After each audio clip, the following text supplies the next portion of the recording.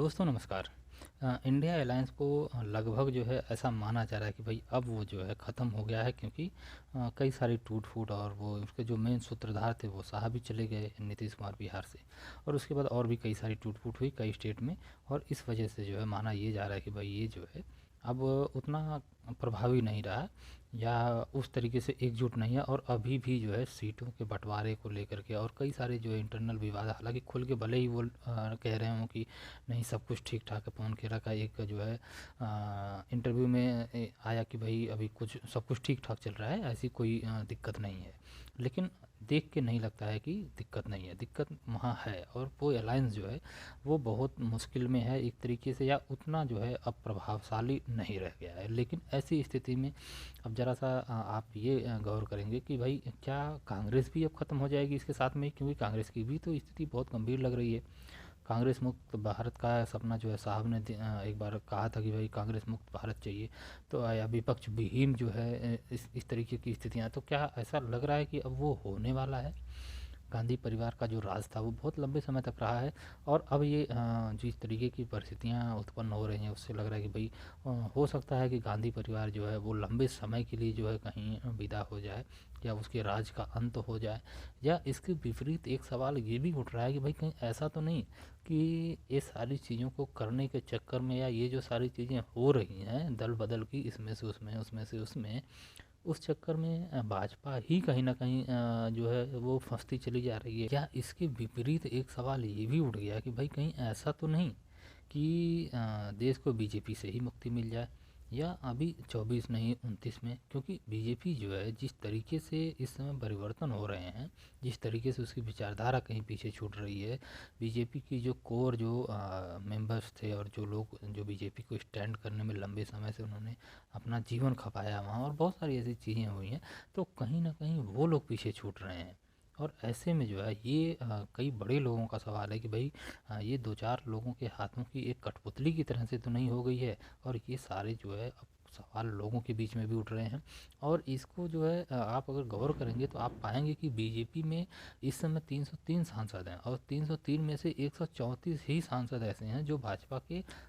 अपने सांसद हैं, यानी उनके अपने पार्टी के कोर लोग हैं जो लंबे समय से उनके साथ रहे हैं। बाकी 169 लोग ऐसे हैं जो बाहर से आए हुए हैं, यानी आधे से अधिक लोग जो है वो बाहर से आए हुए सांसद हैं इस समय भाजपा में। अच्छा, उस 169 में से भी करीब 77 लोग ऐसे हैं जो सिर्फ कांग्रेस से आए हुए हैं, यानी आप जरा सा देखिए करीब 45% के आसपास जो है वो लोग आपके कांग्रेस से आए हुए हैं। और ऐसी स्थिति में बहुत अच्छे अच्छे लोग जो है इस बात पर सवाल उठा रहे हैं कि भाई कहीं ऐसा ना हो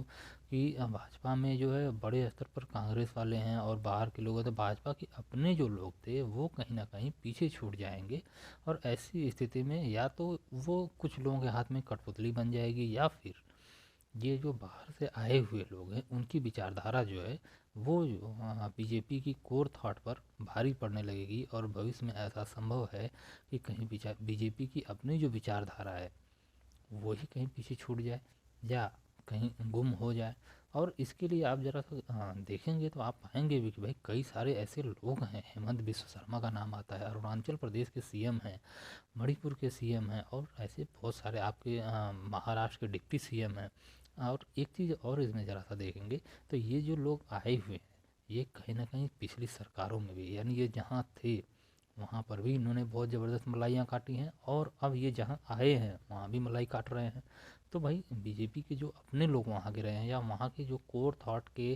कार्यकर्ता रहे हैं बीजेपी के या आरएसएस, जिन लोगों ने एक एक जनता के एक एक व्यक्ति तक पहुंचकर जनसंपर्क किया है और पार्टी को स्टैंड करने में और उसकी विचारधारा को लोगों में फैलाने में इतनी मदद की है, तो आखिर वो लोग कहाँ जाएंगे? अब कई सारे लोगों का ऐसा मानना है कि बीजेपी और आरएसएस के जो कोर वर्कर हैं, जो ज़मीन पर काम करने वाले थे, एक एक लोगों से मिलने वाले थे, वो लोग इन सारी चीज़ों की वजह से नाराज़ हैं। इतना ही नहीं, विचारधारा के जो समर्थक थे वो कहीं ना कहीं पीछे छूट रहे हैं, विचारधारा भी पीछे छूट रही है। पार्टी जीत रही है, ये सबको सभी लोग मान रहे हैं कि भाई चाहे जो भी परिस्थितियाँ हो, लेकिन पार्टी तो हमारी जीत रही है, ठीक है।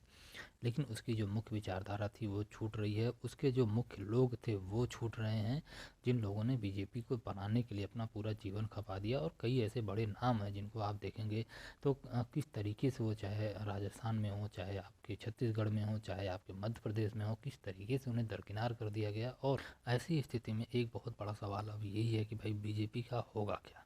यानी बीजेपी सिर्फ कुछ लोगों के हाथों की कठपुतली बन जाएगी भविष्य में, ऐसा संभव है, हो सकता है। आप इस बारे में क्या सोचते हैं, कमेंट करके ज़रूर बताइएगा। हम आपसे मिलेंगे किसी और चर्चा में, तब तक के लिए नमस्कार।